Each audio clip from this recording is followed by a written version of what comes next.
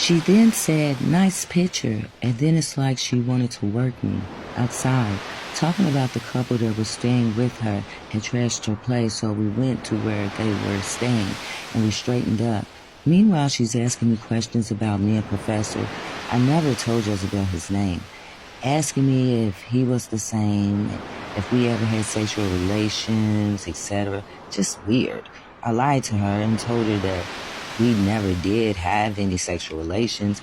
After all, I've been protecting his identity for this long, so why would I stop now?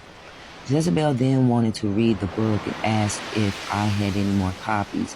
I told her that I did. I brought her a signed autographed book, and over the weekend she would read it. When I came back to work that Monday, that's when my life started being interrogated. Interrogated like how? Beth asked, unfolding her arms. Meanwhile, I'm trying to soak in how Crystal and my experiences are similar. Well, the weird questions started coming. She's a lawyer, so now the questions would be asked that did I stay with my son's father due to the sex? But the look in her eyes let me know she was turned on. You have to read the book to understand. But I would answer her no.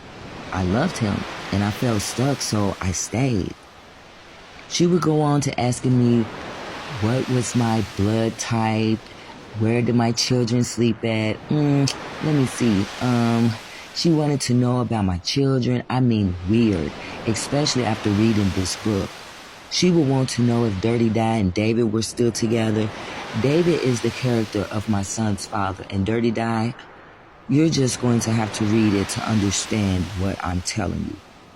Then it went to her wanting to pick up my children from school and go to their football games and practice, like she was not respecting my personal life. That's not where it stopped getting weird.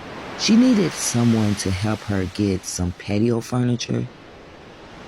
So I suggested my son's father and his friend, and they helped her while I attended the boys' football practice. When he returned from her house, he asked me, "Why did Jezebel ask me if you ever stopped working for her, if I would come work for her?" Red flag. I never mentioned it to her, but that was very disrespectful, considering you read this book and would want him to work for you. She would then want to know about these characters in the book, like my ex-boyfriend. Now, he sold drugs in the book, but I never wrote down that he got busted and turned his life around. I just hit and